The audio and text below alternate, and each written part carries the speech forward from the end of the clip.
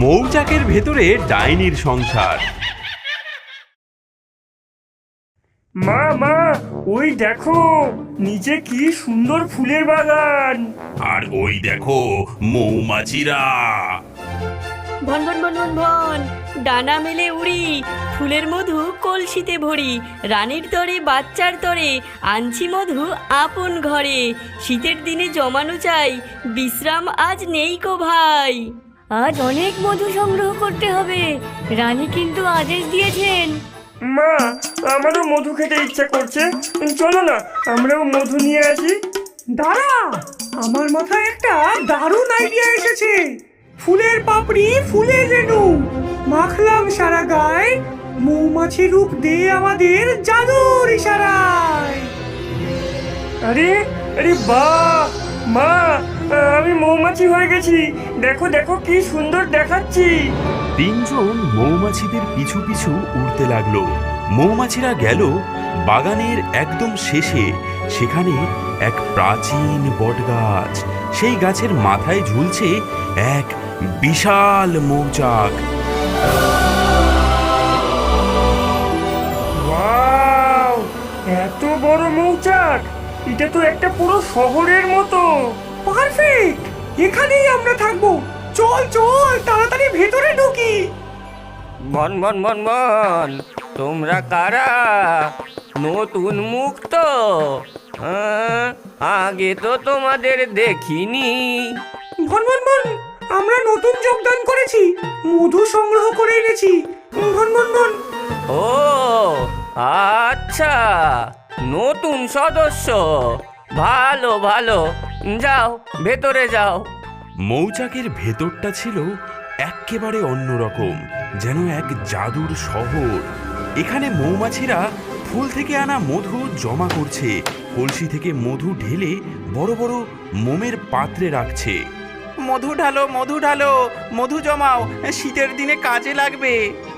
দ্বিতীয় কক্ষে কিছু মৌমাছি মোম গলিয়ে নতুন নতুন ঘর বানাচ্ছে।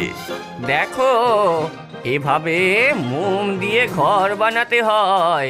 তৃতীয় কক্ষে ছোট ছোট মৌমাছির বাচ্চারা মোমের দোলনায় ঘুমোচ্ছে। কিছু মা মৌমাছি তাদের মধু খাওয়াচ্ছে।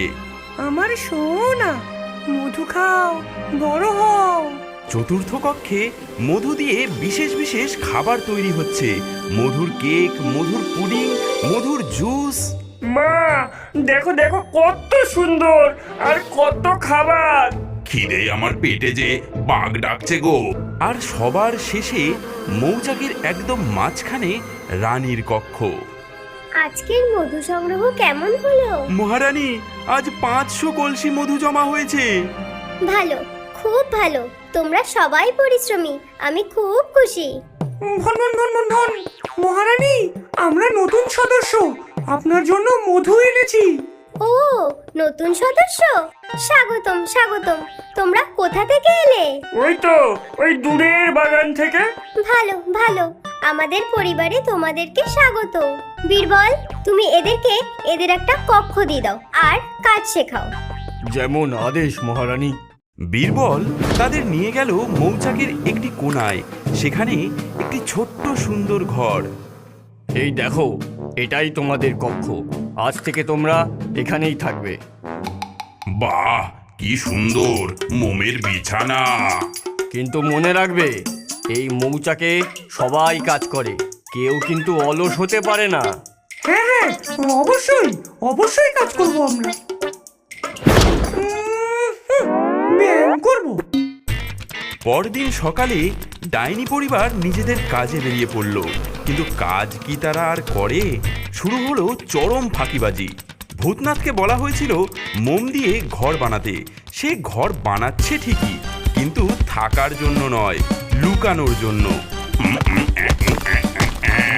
ব্যাস, ফার্স্ট ক্লাস। এই দেওয়ালের এপাশে কেউ আমাকে দেখতে পাবে না।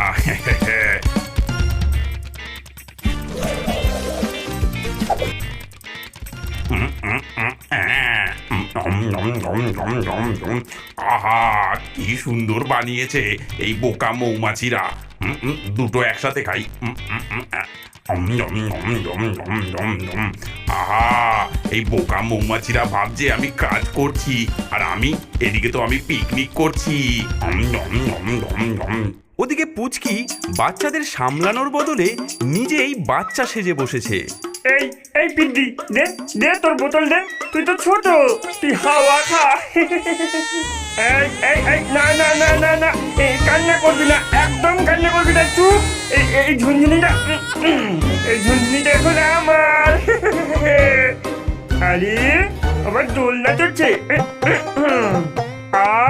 কি আরাম, এই দোলনাটা তো আমার মাপেরই হয়েছে।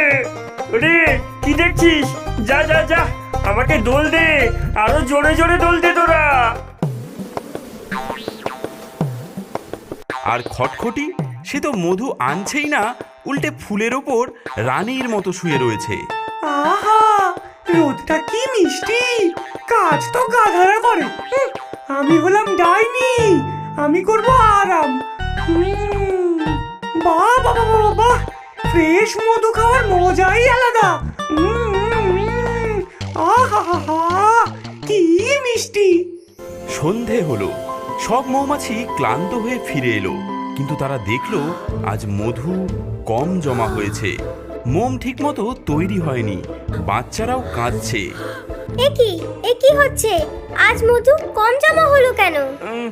মহারানী, ব্যাপারটা খুবই অদ্ভুত। নতুন 3 জন সদস্য না ঠিকমতো কাজই করেনি। নতুন সদস্য? ওই 3 জন, তাদের ডাকো। তোমরা কাজ করনি কেন? আমি তো কাজ করেছি, আমি ফুলের বাগানে গিয়েছিলাম তো। আমিও তো মোম দিয়ে ঘর বানিয়েছি। আমিও তো বাচ্চাদের খুব যত্ন করেছি। আচ্ছা ঠিক আছে, কালকে আবার দেখব। পরদিন ডাইনি পরিবার আরো গন্ডগোল করলো। ওরে বাবারে, পালাও পালাও পালাও।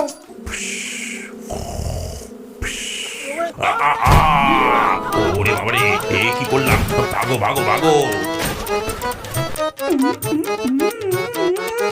ওরে বাবারে, দেখে ফেলবে, এবার পালাও। চোর চোর চোর চোর চোর চোর। 3 জনকে রানীর দরবারে নিয়ে আসা হলো। তোমরা আমার মৌচাক লন্ডভন্ড করে দিয়েছো, মধু নষ্ট করেছো, মোম নষ্ট করেছো, বাচ্চাদের কষ্ট দিয়েছো। তোমরা আসলে কারা?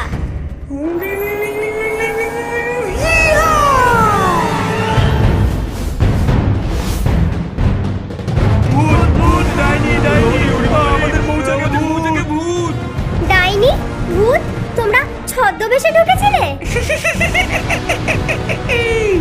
হ্যাঁ, আমরা ডাইনি, আর এখন থেকে এই মৌচাক আমাদের। মৌচাকের রানী তুই বন্দী হবি, আর পাথর হয়ে থামবে ওরে রক্ষীদের কাজ। আমি এখন গিন্নিমা, আমি সবার জম, আমার কথাই চলবে সবাই, খাটবে হরদম।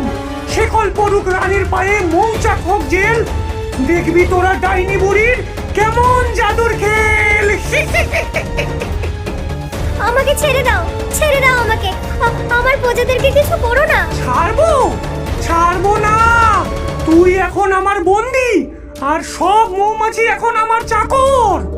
শোন সবাই, আজ থেকে প্রতিদিন 1 লক্ষ কলসি মধু সংগ্রহ করে আনতে হবে, কম এনো না কিন্তু। কিন্তু আমরা তো এত মধু সংগ্রহ করতে পারি না। পারতেই হবে, নইলে কিন্তু কঠিন শাস্তি। এদিকে ভূতনাথ আর পুচকি সারা দিন ধরে মধু খেতে লাগলো। আহা, মধুর বয়মে স্নান, কি যে মজা। সারাদিন শুধু মধু খাও আর মধুর মধ্যে ঘুমাও। মা, আরো মধু চাই, আরো আরো। তোমরা আরো মধু নিয়ে এসো আমার ছেলে আর স্বামীর জন্য, যাও। মৌচাকের এই গদি এখন আমার দখলে, সেবা যত্ন করবি তোরা, খাটবি সকলে। মধু খাবো হাড়ি হাড়ি, টিপবি তোরা পা, হুকুম যদি না মানিস মুড়িয়ে দেব ঘা। আমি হলাম নতুন রানী, কপাল তোদের পোড়া, আমার ভয়ে তটস্থ থাক মৌমাছি তোরা। ঠিক সেই সময় গাছের নিচে এসে হাজির হলো গ্রামের অভিজ্ঞ মোয়াল ধনা কাকা। আহা, এত বড় মৌসাক, এইবার তো ভালো মধু পাওয়া যাবে। এই চল চল, ধোয়া দি ধোয়া দি, ধোয়া ধোয়া বিষের ধোয়া, যা রে উড়ে যা। মৌমাছি সব বাসা ছেড়ে এক্ষুনি সরে যা। চোখ জ্বালাবে, দম ফুরাবে, টিকবি না কেউ আর। মধু রেখে পালা তোরা, দিস না হুলার। লঙ্কা আর নিম পাতার তীব্র ধোঁয়া ঢুকতে শুরু করলো মৌচাকের ভেতর। ধোঁয়ার গন্ধে সাধারণ মৌমাছিরা একটু অস্বস্তি বোধ করলেও তারা অভ্যস্ত, কিন্তু ডাইনি পরিবার ওরে বাপরে, এ কিসের গন্ধ? ও গো খটখটি, এ কি গো, এই ধোঁয়া কোথা থেকে আসছে? হাঁচি, মা গো, ও মা, আমরা যে লঙ্কা পুরো সহ্য করতে পারি না। হাঁচি। ধোঁয়ার চোটে তার মন্ত্র ভেঙে গেল, আর ঠিক তখনই তার বন্দিত্বের জাদুও দুর্বল হয়ে পড়ল। আমি মুক্ত। খটখটি, তোর জাদু ভেঙে গেছে, এবার তোর পালা।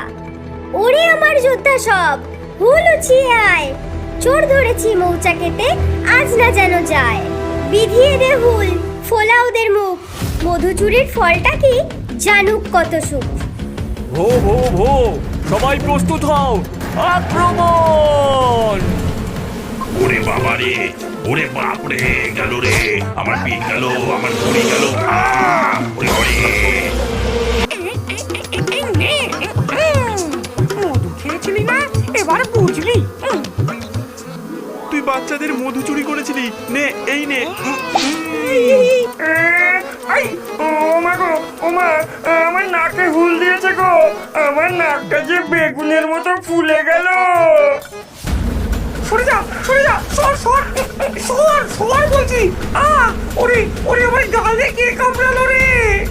একদিকে নিচ থেকে লঙ্কার ধোঁয়ার জ্বালা, ওপরে হাজার হাজার হুলের খোঁচা। ডাইনি পরিবার বুঝতে পারলো এখানে আর এক মুহূর্তও টিকে থাকা সম্ভব নয়। না, ওরে বাবা, পালাও! ওরে ঝাঁপ দে!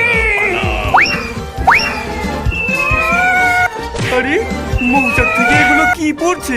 বাদুর না চামচিকা? এই যা, ভাগ এখান থেকে, ভাগ। ওরে পালাও রে, ওরে পালাও, পালাও রে, ওরে গেলাম রে, ওরে বাবা রে। ও, আমার নাকটা যে টেনিস বল হয়ে গেল। মা, আমাকে যে একদম জোকারের মতো লাগছে। এবার আমরা কোথায় যাব? ওরে বাবা, সেটা জানতে হলে অপেক্ষা করতে হবে পরবর্তী পর্বের জন্য। ওরে বাবা রে! পুতুল রানী